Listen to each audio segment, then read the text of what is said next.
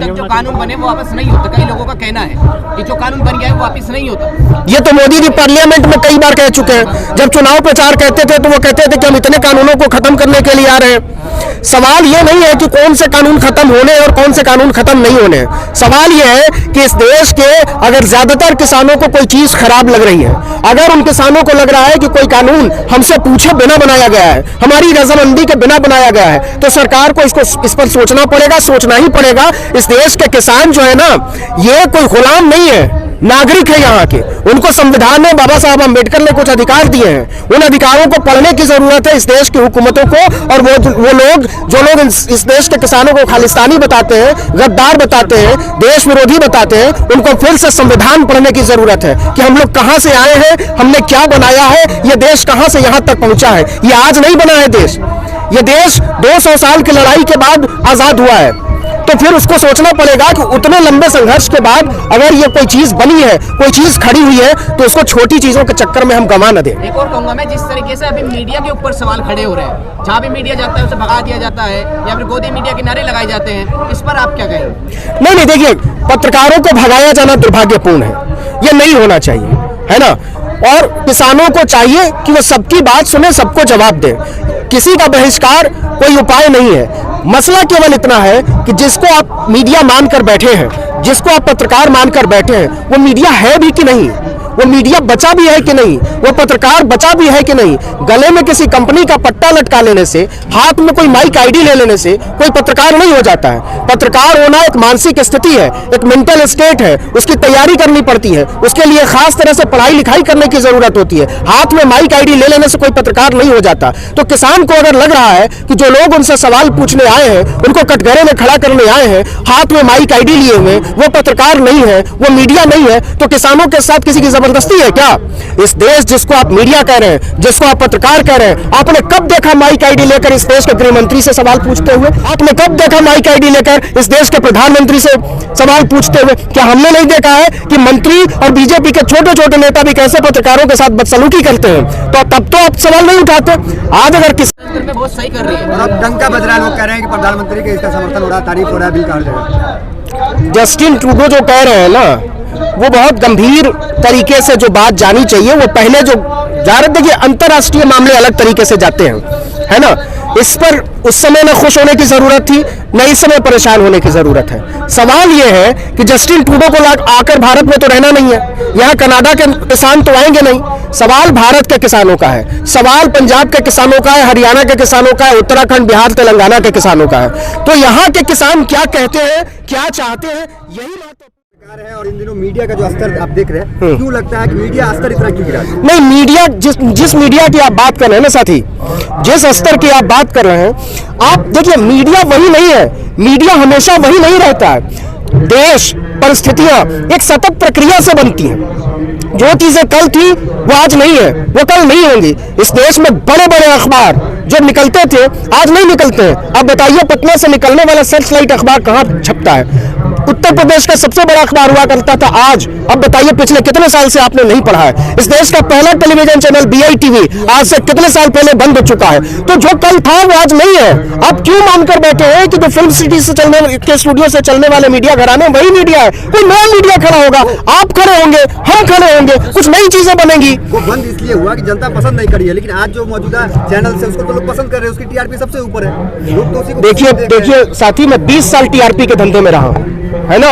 तो मुझे मत समझाइए कि TRP से देश चलता है। TRP से अगर देश चलता है तो ये किसान पागल नहीं है, ये नौजवान पागल नहीं है जो 80 दिन से यहाँ सड़क पर, जब हमको 1 घंटे में गर्मी लगने लगती है और 5 मिनट में हम कांपने लगते हैं, तब ये खुली छत की चादर ओढ़कर सोया हुआ है। तो सवाल ये है कि इस देश के लोगों को, इस देश के किसानों को, नौजवानों को, मजदूरों को, अल्पसंख्यकों को इस देश की सरकार नागरिक मानना शुरू करती है कि नहीं? इस देश के लोगों को अगर आप नागरिक मानते हैं तो आप उसको खारिज नहीं कर सकते। सर, उनके विषय में क्या कहेंगे? जिस तरह से इंटरनेशनल लेवल पर जब इस कृषि कानूनों का विरोध होता है और तमाम रिहाना और जो है तमाम लोग ट्वीट करते हैं, उसके बाद जो सेलिब्रिटी है वो एक्टिव हो जाते हैं, चाहे महानायक अमिताभ बच्चन हो या हेमा मालिनी हो, तमाम लोग जो है कहते हैं। अमिताभ बच्चन, आपको याद है ना, जब मुंबई में हमला हुआ था, हाँ, तो वो कहते थे कि मुझे जो है नींद नहीं आती है, उनकी नींद उड़ गई थी। हाँ, उनको जब छाती में चोट लगी कूली की शूटिंग के समय, तो बाहर निकले तो उन्होंने जनता का शुक्रिया अदा किया।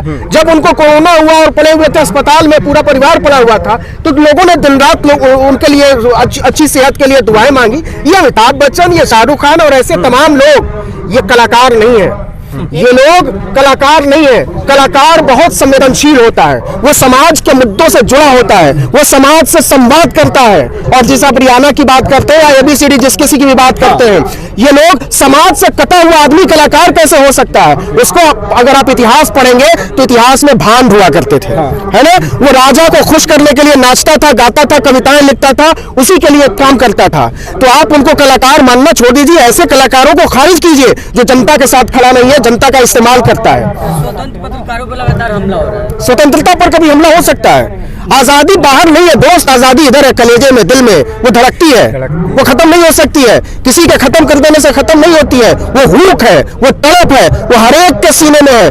आजादी खाने पीने हवा पानी से भी जरूरी चीज है। आजादी के बिना आदमी जिंदा नहीं रह सकता है।